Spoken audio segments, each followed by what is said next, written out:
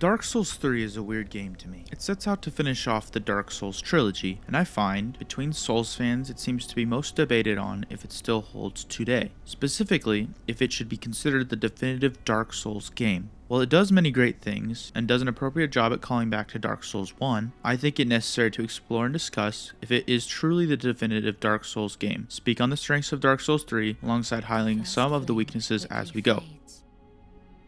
To start, I made a video earlier in the lifetime of my channel where I discussed my belief in a correct order to playing Dark Souls games. It is a subjective idea and I want to be focused on that, as you are allowed to disagree and feel differently regardless. But in the video, I claim new players should start with Dark Souls 2. Now, calm down. I know that sounds bad, but I speak from experience.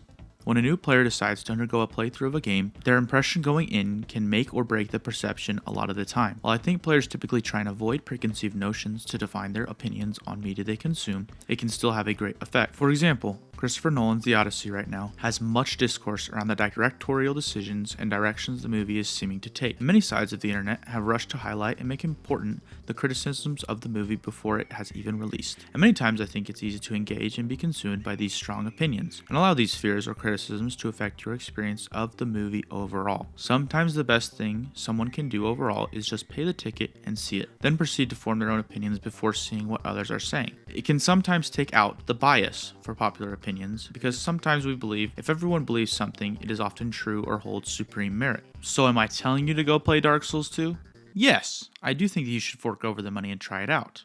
That being said, Dark Souls fans are quite upfront and loud that DS2 is the weakest of the trilogy. Complaints like, "It's obvious Miyazaki didn't even work on the game," run rampant when you read Reddit threads that features players asking the question, should I play Dark Souls 2? And it is true. He was pretty busy working on Bloodborne, but it was still made by From Software developers who did create Dark Souls 1. Don't get me wrong, Dark Souls 2 is much more similar to Dark Souls 1 than 3 from a gameplay standpoint. Dark Souls 3 does, however, borrow and call back as much as it would like to Dark Souls 1, but when it comes to actual combat and environmental design, it looks a lot more like Bloodborne, plain and simple.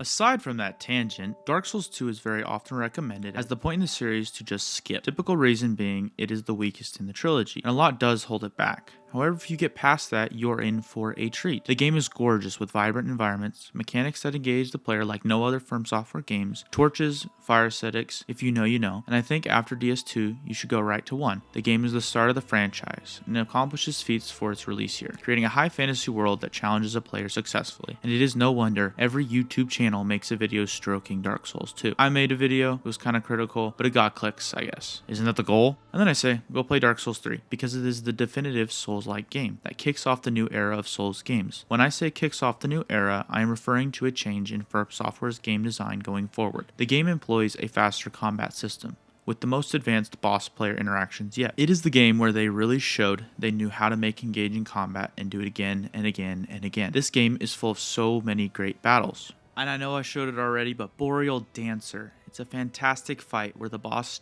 challenges your patience. Its sweeping, slithering attacks test your ability to anticipate and roll through attacks at the right moment, stopping players from just rolling through every attack. Or there's the Dragon Slayer armor, a foe who really does present itself as larger than life, supercharging itself and overbearing the player with shield bashes and lightning strikes. Or my favorite, the Femboy brothers at the top of the castle. A crippled prince teleports mid-attacks, disorienting the player, shaking up what would otherwise be a basic fight. This is the moment where the games become that addictive cycle of playing a boss over and over till one finally feels they can see the moves coming, and mastery can truly be achieved. Dark Souls 3 also marks the end of excessively long runbacks. With intense boss fights that can only end in moments, From Software significantly reduced runbacks from the bonfires. Now fires are much more abundant, sometimes too abundant. Literally back to back sometimes, room to room. But Sen's Fortress, you can say goodbye to that shit, because all I gotta do is take a small elevator to this boss, baby. Now yes, I know, I need to stop acting like this game was perfect. It is not. But I still need to sing more praises. Combat feels amazing in Dark Souls 3. It feels like the most control the player has had yet over their hollow. Your attacks are most of the time as quick as the button press, and your rolls are nimble and precise. Animations as well are significantly reduced, leading to, yes,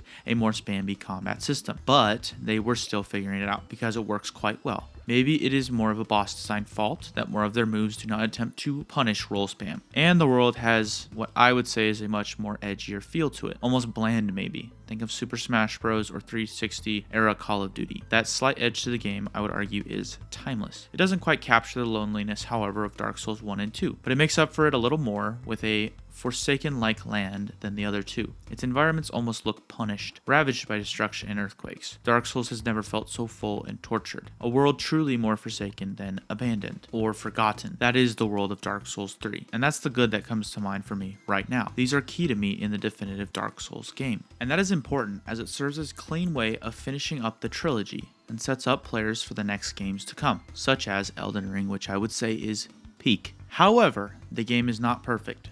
The first critique that I found quite obnoxious is how much it calls back to Dark Souls 1. It just wants you to acknowledge that you have seen these areas before, these NPCs and these moments. Remember Firelink's Shrine? We have it here, but worse. Remember Ornstein Smough? Here is his hammer. Remember the Lost Izalith? How it sucked in the first game? It's worse here. Remember the Painted World? Here it is again, but a little bit more important. And I guess I was hoping the game would go in a different direction than it did. I really liked DS2 and how it attempts to tell another story, having betrayals and a much more sinister plot. I don't particularly like the Lords of Ember. They were hype at first, but in reality they result in just disappointments. And you could say that it is important that they disappoint for the lore, but that's not what I wanted, okay? I wanted to face off against powerful foes, not a giant that is only 7 foot. Has to be at least 15 feet tall. I mean, one of the Lords of Ember even hands himself over to you in the beginning, the really small one. The story just leaves me asking questions towards the developers as to why these decisions were made in the first place. It comes across as, wait, really quick, I do want to get this idea across correctly. Think of Team Cherry. Hear me out. They made Hollow Knight and Silksong, and while playing the games, it never feels like they cut corners or didn't fully make use of the systems or world they created. They made the most of it, and actually making fun mechanics that chances are the developers actually enjoyed making and then using. Now, calling back to Dark Souls 3, it feels like often they squandered moment to moment throughout the game. I'd say it feels less like this throughout the DLCs, but again, those are some of the best content in Dark Souls 3. I love the world they created for their final game. It comes across as edgier and more dark, like the epic Mickey-ass designed things in the beginning of the game. While they were more annoying to fight, and I tend to avoid them because of their combat design, I still really enjoyed them visually, finding them fascinating and almost entrancing. But the more I existed in the world, the more I just wanted to get it over with. Run through it all because I wasn't exploring anymore. I was being led through each area, and that's the problem with its linearity. And this doesn't work for a Dark Souls game, because what made the games great was the lonely exploration of fallen worlds, not a condensed linear path through environments that seemed to blend together. Wow, sorry, I think I may have gone out of hand there. Super negative. I guess though what I'm trying to say with this video is Dark Souls 3 is important. While it isn't my favorite in the trilogy, and I don't see myself coming back to it more in the future, I think it belongs where it stands. And I do understand why some fans think it is the best one, but I fall in a party that feels it is incredibly flawed, and that its true value is leaving behind the old design of From Software titles and bringing in the fast combat-styled fights and more detailed worlds. So I do recommend you go and play Dark Souls 3 last in the trilogy. After you get the old game design down in Dark Souls 1 and 2, go and play 3 as it ushers you into the new era for From Software games, which I happen to still enjoy.